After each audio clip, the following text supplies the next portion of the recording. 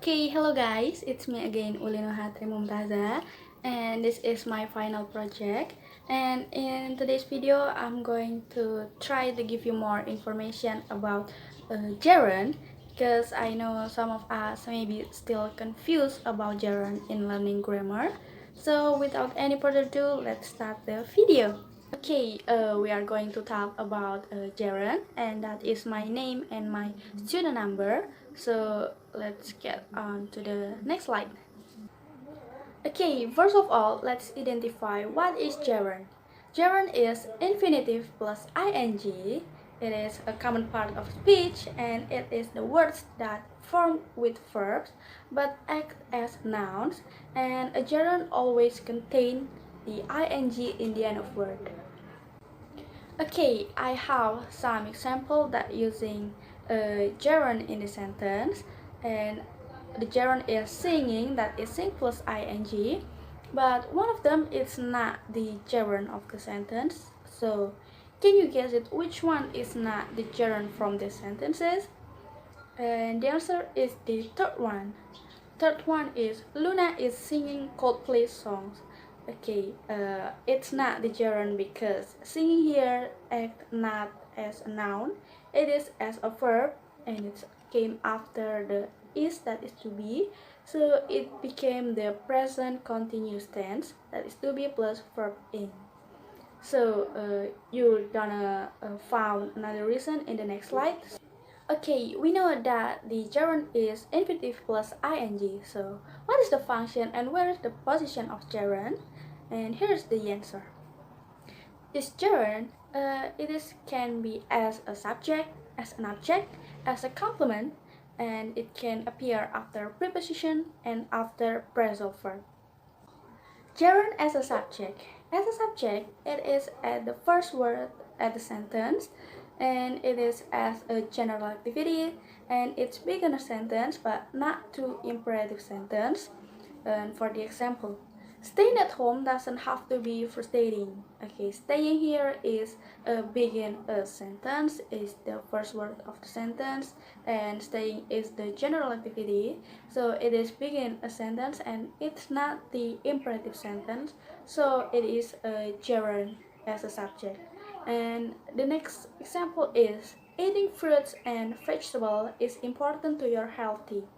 Okay, eating here is the activity and it's begin a sentence and it's not the imperative sentence, so eating here is the gerund as a subject. Gerund as an object.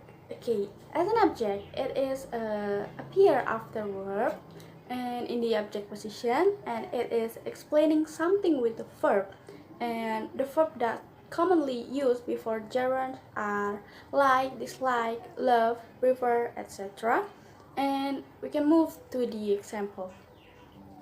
She really enjoys drawing during quarantine. So we have the enjoys as a verb, and the drawing here is a gerund because it's a noun. It is the only activities that they try to explain about what is she enjoys about. So drawing here is a noun, and it is the example of gerund as an object. Okay, the next example is I prefer cooking during quarantine. Okay, we have a prefer here as the verb, and it's followed by a noun, and that is cooking. So cooking here is a noun, not a verb. So it is a gerund because cooking is only tell about the activity what is it's prefer about. So I prefer cooking during quarantine is the example of sentence that using a gerund. Gerund as a complement. Okay, as a complement, it is at the end of sentence to give more information, and it's appear after the linking verb and the ing word as a noun. So we can say that the gerund when it came after the linking verb and the ing word as a noun, not a verb or anything, and it can be followed by another object. So move on to the example. Staying at home for such a long time can be frustrating. We could found be here as the linking verb, and the ing word that is frustrating, it is a noun. So it's not a verb or anything. So the first stating here is one of the gerund.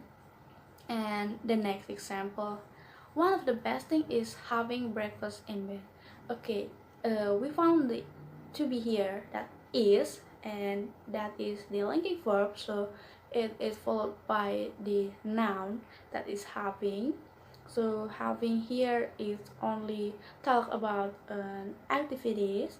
It's not the verb what he do when they say it. So we could say that having is only noun, and when it's come noun, having is a gerund in this sentence. Gerund after preposition. Of course, gerund can appear after prepositions and the ing word as a noun. And here are the list of preposition in English that are at, in, on, upon, until, and etc. And let's move on to the example. The first one, I'm not good at swimming. You are. So we could find the preposition that is at, and it's following by swimming. It looks like a verb, but actually it is only a noun because he only explained about what is the activity. So it is only a noun, not a verb, and it is a gerund in this sentence. And the next example is, I'm excited about doing makeup.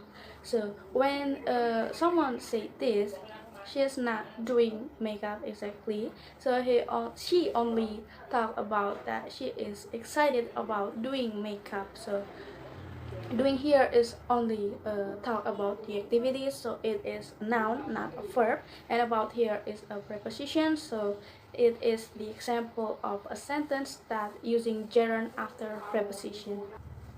Gerund after phrasal verb. Okay, as a noun, gerund can appear after the phrasal verb, and here are some examples for common phrasal verb. Just like carry on, let down, wipe out, etc. So move on to the example.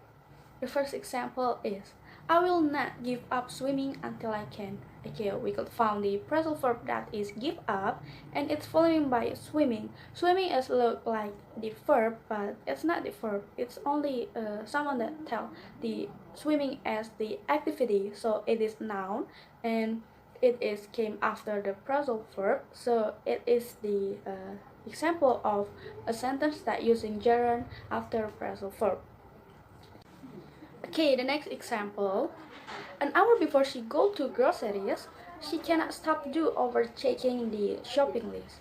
Okay, we found the phrasal verb that is do over, that means repeat. So the checking is the activities that he tried to explain. So here are checking act as a noun, and do over is a phrasal verb. So here is one of the example that sentence that use gerund after phrasal verb. Okay, here are something that always make us confused when we are learning gerund in grammar. And the most asked question is, do gerund and the present participle is the same? The answer is not. Why? Because I know these two are using the ing word in the sentence, but it's different. In gerund, the ing word acts as a noun, and in the present participle, it is act as a verb or an adjective. And we could see it in the difference modifier. In the gerund, the modifier that used is possessive adjective, that is my, your, hers, etc. And for the present participle, it's using the adverb of degree, just like so, very, extremely, and it can using the comparative and superlative, that is more and most, and we can see in the example.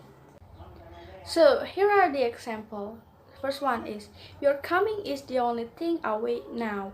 Okay, we can find the possessive adjective, that is your, and when it's possessive adjective, it's always followed by a noun. So the coming is the ing word that act as a noun. So it is a gerund. And the next one is for the present participle. Speaking in foreign language is very interesting, and we could found very here as the adverb of degree. So when it came the very, the next word is usually is the adjective. So interesting here is act as an adjective. So it's not a gerund. So this is the present participle. Okay, the last one is gerund. It's different with the continuous tense.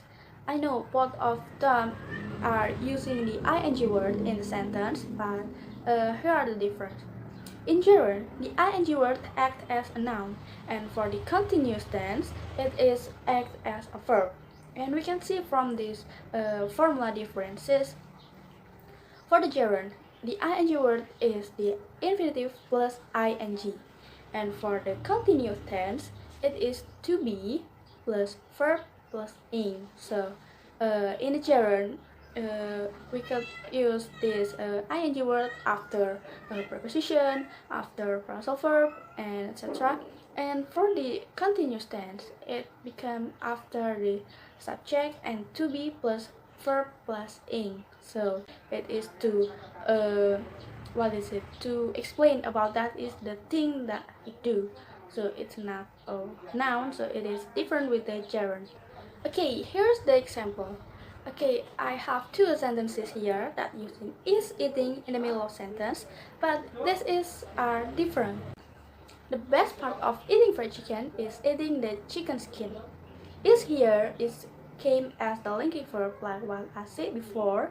The gerund can appear after the linking verb, and the eating here is as a noun. It's not the activity that he do when he say this one. And about the second example, that is he is eating my chicken skin.